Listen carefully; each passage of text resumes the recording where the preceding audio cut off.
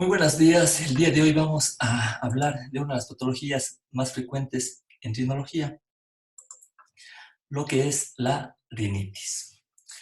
En sí, la rinitis se dice que es la inflamación de la mucosa nasal que se caracteriza por el conjunto de los siguientes síntomas, como son estornudos, congestión nasal, prurito nasal y rinorrea. A su vez, la rinitis puede afectar, ¿sí?, a los ojos, a los oídos, senos paranasales y la garganta.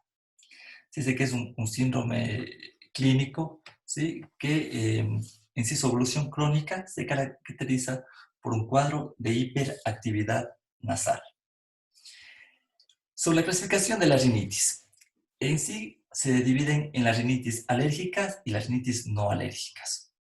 Hoy nos vamos a enfocar en lo que es la rinitis alérgica, ¿sí?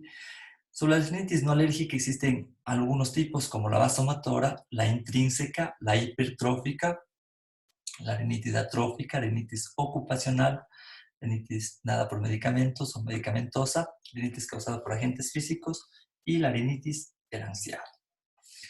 Con respecto a la rinitis alérgica. Entonces, la rinitis alérgica es una de las causas más comunes de las rinitis. Es extremadamente común en los pacientes, se dice que afecta aproximadamente el 10 al 30% de los adultos y hasta un 40% en los niños. En sí, esta patología no es una condición que no amenaza con la vida, pero sí pueden sus complicaciones, y si están relacionadas con lo que es el asma, ¿no es cierto?, va a afectar de gran manera la calidad de vida del paciente. Y en sí, esta patología conduce a una serie de gastos indirectos en pacientes que no rinden al 100% en su trabajo, en los niños que no acuden a la escuela, de ausencia escolar, ¿sí?, por ese tipo de patologías o por sus complicaciones, por el gasto tanto de las consultas y de los medicamentos que tienen que hacer los pacientes que tienen esta patología. Con respecto a la fisiopatología, entonces, como habíamos mencionado, ¿cierto?, que la rinitis alérgica es una inflamación de la mucosa de la nariz, así que afecta a los ojos también, a la trompa de Eustaquio, por ende, puede afectar al oído medio por la comunicación, ¿no es cierto?, que existe con las fosas nasales, a su vez a los senos paranasales y a la faringe. Y esta se caracteriza ya que se desencadena, es muy importante, por una respuesta de la inmunoglobulina E, mediada a una proteína extrínseca, en sí que va a ser el alergeno. Entonces, la exposición a cierto tipo de alergenos va a conducir a la sensibilización alérgica. Entonces, la inmunoglobulina E específica se encuentra o recubre la superficie de los mastocitos que están presentes en la mucosa nasal. Una vez que ingresa, ¿cierto?, el alergeno hacia la mucosa nasal, se van a dar dos tipos de respuesta. Una respuesta temprana y una respuesta tardía, que puede durar de 4 a 8 horas. La respuesta temprana, que es una respuesta inmediata, ¿cierto?, en donde al unirse la inmunoglobulina a los mastocitos, se va a producir una liberación inmediata, ¿sí?, de los mediadores de la inflamación. Como respuesta inmediata va a haber una liberación de histamina, triptasa, quimasa o heparina, ¿sí? Y a su vez, los mastocitos sintetizan rápidamente otros mediadores inflamatorios, como los leucotrienos y las prostaglandinas D2. Esto en la fase temprana. Cuando los mediadores reclutan estas células inflamatorias a la mucosa, ¿sí?, existen los factores que van a hacer que se produzcan una serie de células o que comiencen a aumentar, como son los eosinófilos, basófilos, monocitos y linfocitos, que se caracterizan por dar la respuesta tardía, ¿sí?, de la inflamación, lo que va a desencadenar una inflamación continua en estos pacientes, ¿ya?, provocando en sí diferentes tipos de síntomas. En la fase temprana, ¿sí?, se va a producir una permeabilidad vascular en donde va a aumentar la exudación plasmática. Esta vasodilatación va a producir produciendo una congestión y presión a nivel nasal. Y la estimulación de los nervios sensoriales va a provocar estornudos y prurito nasal. En la fase tardía, como has dicho que dura de 4 a 8 horas, se van a producir síntomas muy similares a los de la fase temprana, pero menos estornudos y prurito. Pero sí va a haber más congestión nasal y más producción de moco. Ahora, con respecto a la clasificación de la rinitis alérgica, según la área, ¿sí?, divide a la rinitis alérgica en dos: en la rinitis intermitente y la rinitis persistente. Rinitis intermitente cuando los síntomas duran menos de 4 días por semana o menos de 4 semanas.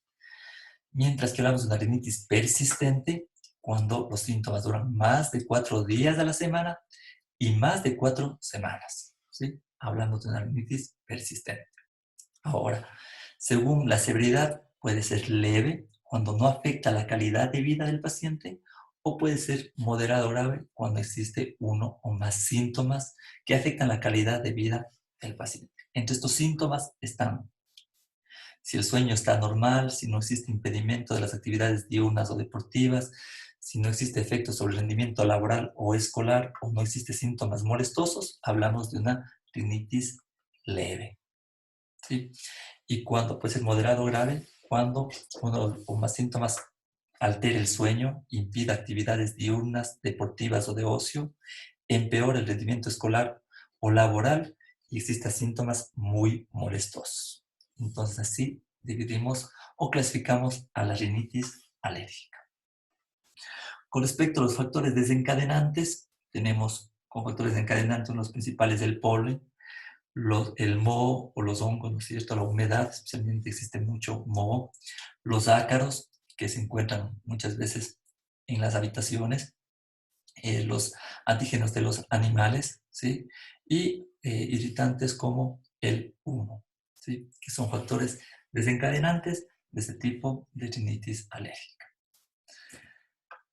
Entonces, con el examen físico es muy importante valorar al paciente, especialmente las características generales del paciente. Vamos a observar en algunos pacientes lo que llamamos las famosas ojeras alérgicas, como podemos ver en esta imagen inferior, ¿no es cierto?, en donde vemos a los pacientes como círculos oscuros alrededor de los ojos, relacionados con gran vasodilatación y con congestión nasal. Los pacientes. Además, podemos observar el pliegue nasal, ¿sí? Es un pliegue horizontal en la mitad inferior de la pirámide nasal, ¿sí? Que se forma ya que el paciente presenta un roce repetido hacia arriba de la punta de la nariz con la palma de la mano, a lo que llamamos el famoso saludo alérgico. Entonces va a formar a este nivel el pliegue nasal, característico de las rinitis alérgicas. Con respecto a la exploración nasal, con narinoscopía podemos observar la mucosa, especialmente de los cornetes, que se encuentran los cornetes inflamados, en donde tienen un color pálido, color gris azulado, característico de la rinitis alérgica. En ocasiones podemos también observar un poco de eritema a nivel de los cornetes, pero esto es más frecuente cuando hablemos ya de rinitis medicamentosa o rinitis vasomotora. Como les había mencionado que también los oídos, especialmente la trompa de Eustaquio y el oído medio, puede ser afectado en una rinitis alérgica. Al hacer una otoscopía, en ocasiones podemos observar retracciones de la membrana timpánica o podemos observar, como en esta imagen, niveles hidroaéreos o burbujas dentro de la caja timpánica, que es característico de estos pacientes. Y en ocasiones el paciente puede decir que siente como el oído estuviera tapado o con sensación de líquido dentro del oído. Se debe a este acúmulo de secreción dentro del oído. Y en los niños es frecuente presentar estas líneas de Dane-Morgan, ¿sí?, que son las líneas que se encuentran en la parte inferior ocular, ¿sí?, y se caracterizan con la congestión nasal que puede, congestión ocular que puede presentar el paciente.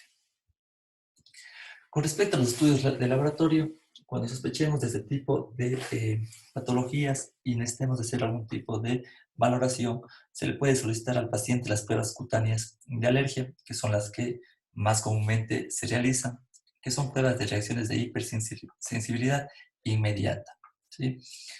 Que como podemos ver aquí en este paciente se puede hacer subcutáneo, en donde se coloca una gota y se ve el tipo de reacción que presenta en cada uno de los alergenos que se vaya colocando, ¿sí? Que puede serse dérmico o puede ser intradérmico, ¿sí? Y como otra prueba también se puede hacer las pruebas de diagnóstico in vitro, conocido como RAST, ¿sí? Que esta va a cuantificar los niveles de IgE sérica específica contra un determinado alergénico, que este se utiliza en menos proporción, ¿no? Y una vez que diagnosticamos al paciente, tenemos que llegar al tratamiento. Ahora, en este cuadro nos resume el tratamiento del tipo de rinitis que presentemos. Recuerden que existe la rinitis leve intermitente, moderada severa intermitente, leve persistente y moderada severa persistente, según la clasificación. Ahora, en los las cuatro tipos de rinitis, ¿no es cierto? A todos hay que, primerito, educar al paciente y a sus familiares, si son niños, en los cuales hay que recomendar, ¿no es cierto?, que hay que evitar el alergeno que esté provocando, es decir, disminuir la humedad en casa, evitar las alfombras para evitar los ácaros en las habitaciones, evitar la obtención, o si tienen animales, tratar de que no se encuentren dentro de sus habitaciones, ¿no es cierto?, y evitar en sí el polen eh, de los pacientes. Y lo que yo sí recomiendo muchísimo a estos pacientes también son los lavados nasales con suero fisiológico.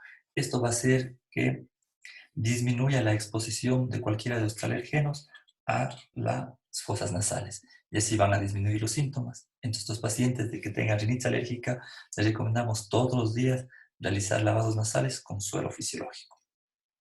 Ahora, con respecto al tratamiento, en la rinitis leve intermitente, recomendamos, aparte de todas las indicaciones que ya les había mencionado, es importante, primero, antihistamínico, no sedante oral, ¿sí? Que tenemos, porque puede ser la cetiricina, la desloratadina, la levocetiricina, ¿sí? Que nos ayuda muchísimo a dar una vez por las noches para que el paciente mejore. Si el paciente está con mucha congestión nasal, podemos acoplar un descongestionante intranasal o oral. Recuerden que este tipo de descongestionantes, por ejemplo, la pseudoefedrina, viene siempre acoplado a un antihistamínico. Entonces, ¿qué se recomienda? Dar una cetiricina más pseudoefedrina, que puede ser el Talerdin D, el Alercet D, ¿no es cierto? Vamos a dar vía oral cada 12 horas, máximo por 10 días. Se suspende eso y se mantiene con el antihistamínico oral por las noches. ¿Durante qué tiempo? 1 o 2 meses, hasta ver cómo evoluciona el paciente, acompañado de las medidas que habíamos hablado y de los lavados nasales. ¿Qué pasa si es un paciente que tiene una rinitis alérgica moderada, severa, intermitente? Entonces, damos las indicaciones generales a los pacientes, el antihistamínico más el descongestionante nasal por 10 días y le mantenemos luego solamente por las noches con antihistamínico de elección. Aquí podemos aplicar los leucotrienos como el Montelukast, que puede ser 5 miligramos o 10 miligramos por día, ¿sí? Que a veces vienen en tabletas masticables, el de su elección. Si el paciente tiene mucha secreción nasal, nos ayuda muchísimo el bromuro de hipatropio, que viene en spray, que podemos aplicarlos en las noches, ¿sí? Una aplicación en cada fosa nasal en spray. Y lo que sí es importante, el esteroide intranasal. Tenemos el fluato de fluticasona o la mometasona en spray, que se puede aplicar después de los lavados nasales, aplicar un corticoide intranasal cada 12 horas, mañana y noche, ¿sí? Con respecto al tratamiento de la rinitis alérgica leve persistente, es el mismo tratamiento, pero aquí ya podemos incluir inmunoterapia, ¿sí? Igual en la moderada severa persistente. El mismo tratamiento, pero podemos incluir la inmunoterapia. La inmunoterapia no es que nos va, esto ya tenemos que hacer una interconsulta, ¿cierto?, con el alergólogo no es de que nos va a mejorar o va a curar la enfermedad, pero si no mejora con este tipo de tratamiento, ¿no es cierto?, que ya hemos hablado, la inmunoterapia va a hacer que los síntomas disminuyan, ¿sí? Hay algunos pacientes que se acoplan bastante bien, entonces con la inmunoterapia va bastante bien con las vacunas y los síntomas van disminuyendo. Esto lo maneja, como digo, muy bien alergología y vamos acoplando con nuestros tratamientos de elección, con nuestro antihistamínico por las noches, con el Montelukast, que puede ser en el día o en la noche, 5 o 10 miligramos del paciente. Si existe mucha congestión nasal, el bromuro de hipatropio en spray por las noches, o el corticoide de elección, que puede ser fluticasona o metasona. Existe, por ejemplo, los fluticasonas como el Flucomix, el Flucosec, el Avamis, cualquiera de estos intranasal, mañana y noche. Siempre les recomiendo que el corticoide intranasal se coloque luego de hacerse los lavados nasales para que tengan un mejor efecto. Entonces, esto es con respecto al tratamiento recomendado por el área, ¿sí?, que nos va bastante bien con los pacientes que tienen rinitis alérgica. Cualquier duda, cualquier inquietud, no duden en comunicarse y continuaremos la siguiente clase con las rinitis no alérgicas. Un saludo, un buen día.